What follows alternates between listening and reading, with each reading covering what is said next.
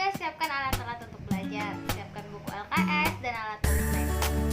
Oh ya, karena kita belajarnya di rumah, yang suka makan boleh siapkan makanannya dulu, jangan lupa juga siapkan minumnya.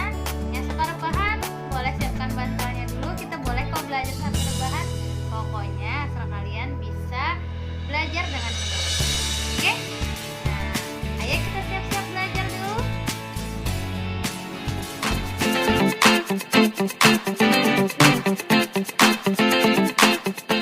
Assalamualaikum. Hari ini untuk kelas 11 kita akan masuk pada materi bab 4, yaitu tentang materi kebijakan perdagangan internasional. Perdagangan internasional adalah kegiatan jual beli atau kegiatan perdagangan yang terjadi antar satu negara dengan negara lain. Contohnya seperti perdagangan antara negara Indonesia dengan Cina, perdagangan antara negara Indonesia dengan Malaysia, atau perdagangan Indonesia dengan Amerika, seperti itu. Lalu, bentuk perdagangan internasional yang sering kita kenal itu antara lain adalah ekspor dan impor. Kalau ekspor berarti kita menjual barang ke negara lain. Kalau impor berarti kita membeli barang dari negara lain. Nah, lalu teori perdagangan internasional itu ada dua. Yang pertama ada teori keunggulan mutlak, yang kedua ada teori keunggulan komparatif. Kalau teori keunggulan mutlak ini dikemukakan oleh Adam Smith, dikatakan bahwa suatu negara akan melakukan ekspor apabila dia merasa memiliki keunggulan mutlak terhadap barang tersebut dibandingkan dengan negara yang akan diekspor. Jadi maksudnya suatu negara itu merasa mereka memiliki kemampuan lebih dalam memproduksi suatu barang, sehingga ketika barang itu dijual ke negara lain mereka mendapatkan keuntungan. Nah, teori ini diperkuat oleh teori yang kedua, yaitu teori keunggulan komparatif. Teori keunggulan komparatif itu disampaikan atau dikemukakan oleh J.S. Mill dan David Ricardo. Teori ini menguatkan teori yang pertama tadi. Dikatakan bahwa perdagangan internasional akan terjadi apabila dua negara itu mereka sama-sama merasakan keuntungan. Jadi, ketika melakukan perdagangan internasional, satu negara dengan negara yang lain itu harus sama-sama diuntungkan. Tidak boleh satu negara saja yang merasakan keuntungan. Kalau misalnya hanya satu negara saja yang merasakan keuntungan, maka tidak akan terjadi perdagangan internasional. Seperti itu. Nah, lalu manfaat-manfaat perdagangan internasional. Yang pertama, dengan adanya perdagangan internasional, suatu negara akan memperoleh devisa. Apa itu devisa? Devisa adalah alat yang dipergunakan dalam perdagangan internasional. Biasanya bentuknya adalah mata uang asing. Lalu yang kedua, dengan adanya perdagangan internasional, itu bisa menambah atau memperluas lapangan pekerjaan. Contohnya, misalnya kita melakukan kegiatan ekspor barang ke luar negeri. Nah, kita mengekspor barang dan ekspor barang kita berjalan dengan baik. Otomatis kita memproduksi barang tersebut juga lebih banyak, karena tidak hanya dipasarkan di dalam negeri saja, tetapi juga kita pasarkan ke luar negeri. Dengan semakin banyaknya produksi barang, otomatis kita juga memerlukan tenaga kerja yang lebih banyak. Nah, jadi bisa dikatakan dengan adanya perdagangan internasional itu akan menambah jumlah tenaga kerja. Lalu, yang ketiga, perdagangan internasional itu juga akan bisa menstabilkan harga pasar. Maksudnya seperti ini. Kalau misalnya ada suatu barang di pasar, kebutuhannya itu banyak, kebutuhan terhadap barang itu banyak, tetapi barangnya sedikit, maka timbullah yang namanya kelangkaan. Apabila barang tersebut langka, maka harganya biasanya akan tinggi. Nah, ternyata adanya perdagangan internasional itu bisa menstabilkan harga. Barang yang tadinya sedikit, yang ada di daerah kita atau di negara kita itu sedikit, ternyata kita bisa ekspor dari luar. Kalau misalnya kita bisa mengekspor barang yang sama dari luar dan kebutuhan di pasar itu terpenuhi, maka apakah harga akan kembali stabil. Nah, Ibu ulangi. Jadi contohnya, ketika suatu barang itu langka di pasaran, barangnya sedikit tetapi kebutuhannya banyak, kita bisa melakukan ekspor barang tersebut. Kalau misalnya barang tersebut ada di negara lain, kita bisa ekspor ke negara kita. Akhirnya kebutuhan yang tadinya tidak terpenuhi maka akan terpenuhi. Dengan terpenuhinya kebutuhan tersebut, maka harga akan menjadi stabil. Lalu kebalikannya, misalnya di suatu pasar barang tersebut sangat banyak, dengan adanya penumpukan barang itu kemungkinan akan menimbulkan kerugian, karena mungkin saja barang tersebut akan busuk atau expired. Nah, ketika terjadi penumpukan barang tersebut, kita bisa melakukan impor. Jadi barang yang ada di pasar itu, karena pembeli di negara kita tidak tertarik, kita bisa tawarkan ke luar negeri. Kalau mereka tertarik, kita bisa impor ke luar negeri. Kan barang yang menumpuk tadi itu karena terlalu banyak dan pembelinya sedikit, maka harganya cenderung akan turun, sehingga harga menjadi tidak stabil. Tetapi kalau kita mengimpor barang, sehingga barang yang tadi di pasar itu tidak menumpuk lagi dan sesuai dengan kebutuhan masyarakat, maka harganya juga akan kembali stabil. Lalu tadi yang pertama kita bisa memperoleh devisa, habis itu menambah lapangan pekerjaan, yang ketiga menstabilkan harga, yang keempat bisa menaikkan mutu konsumsi. Jadi dengan adanya kegiatan ekspor impor, khususnya impor, jadi barang-barang dari luar negeri masuk ke Indonesia misalnya, kita akhirnya punya perbandingan mutu antara barang yang di luar negeri dengan barang yang diproduksi di dalam negeri. Jadi tergantung selera kita nanti mau milih barang mana yang menurut kita mutunya lebih bagus, sehingga mutu konsumsi kita jadi lebih beragam, sehingga kualitas mutu pun semakin bertambah.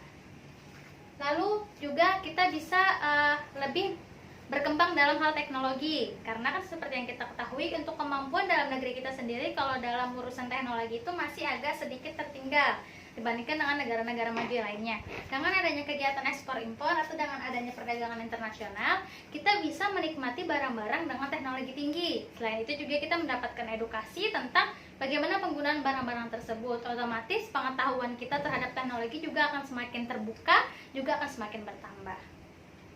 Lalu dengan adanya perdagangan internasional itu juga bisa menciptakan efisiensi produksi. Maksudnya efisiensi produksi ini, kita bisa memilih apakah kita akan memproduksi barang itu di dalam negeri atau lebih baik kita mengimpor saja. Kenapa? Jadi kita perhatikan biaya produksinya. Kalau misalnya biaya produksinya itu lebih tinggi daripada mengimpor, lebih baik kita mengimpor saja, karena akan lebih murah ketika kita mengimpor daripada kita memproduksi sendiri. Otomatis kita bisa lebih mengefisienkan kira-kira barang mana yang lebih baik kita produksi sendiri dan barang mana yang lebih baik kita impor saja, supaya negara kita lebih bisa mendapatkan keuntungan dalam proses produksinya. Faktor-faktor yang mempengaruhi perdagangan internasional, yang pertama adalah perbedaan antara sumber daya alam dan sumber daya manusia.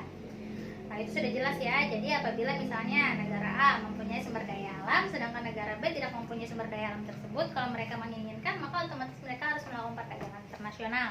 Sama halnya dengan sumber daya manusia. Misalnya negara A tadi memiliki bahan, negara B tapi punya kemampuan untuk mengelola, negara A tidak punya kemampuan.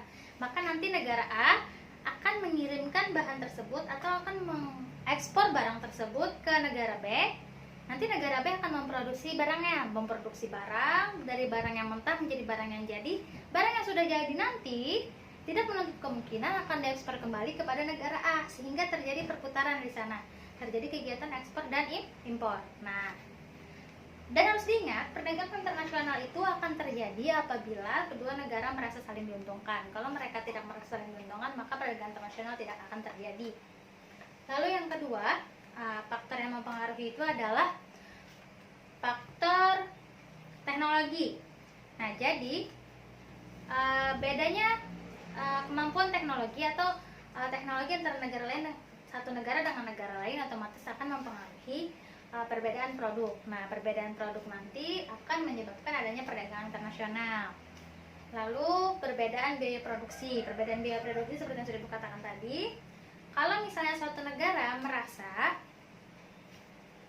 biaya produksi memproduksi sendiri itu lebih mahal dibandingkan mengimpor, otomatis mereka akan lebih memilih mengimpor barang, karena otomatis keuntungan akan lebih tinggi kalau mereka mengimpor barang dibandingkan dengan memproduksi sendiri.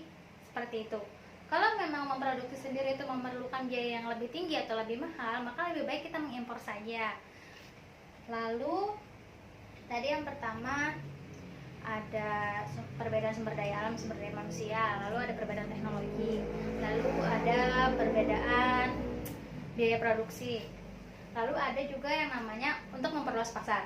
Jadi perdagangan internasional itu terjadi karena biasanya negara itu dia punya keinginan untuk memperluas pasar. Dia tidak ingin produknya hanya dikenal di pasar dalam negeri saja. Adanya keinginan tersebutlah yang memunculkan adanya perdagangan internasional. Jadi dia ingin barang-barangnya itu bisa dikenal oleh negara-negara lain. Nah, jadi pasarnya itu bukan hanya di dalam negeri sendiri, tapi pasarnya menjadi pasar internasional.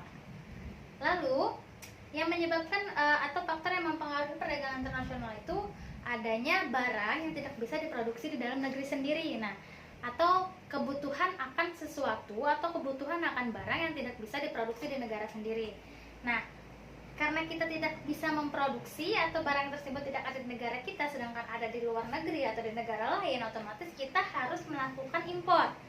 Nah, lalu muncullah tadi yang namanya perdagangan internasional. Dan yang terakhir itu adanya perbedaan selera.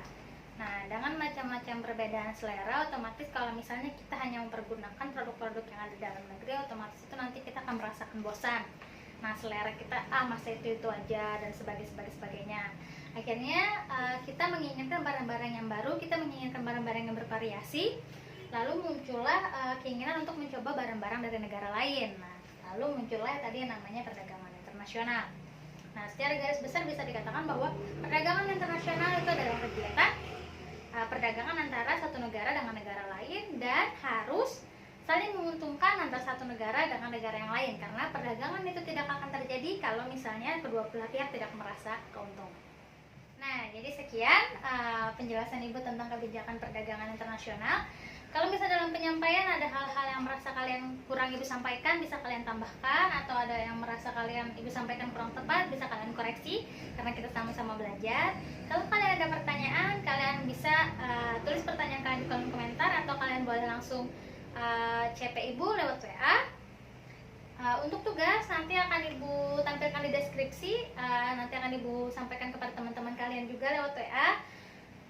Mungkin cukup itu saja untuk materi kali ini. Semoga kalian bisa memahami, semoga apa yang Ibu sampaikan bisa bermanfaat. Untuk hari ini Ibu cukupkan, Ibu akhiri. Wassalamualaikum warahmatullahi wabarakatuh. Jangan lupa ya, like, komen, dan subscribe. Jangan lupa juga aktifkan lonceng notifikasi. Jadi kalau Ibu upload video itu langsung muncul di akun YouTube kalian. Oke, terima kasih. Wassalamualaikum warahmatullahi wabarakatuh.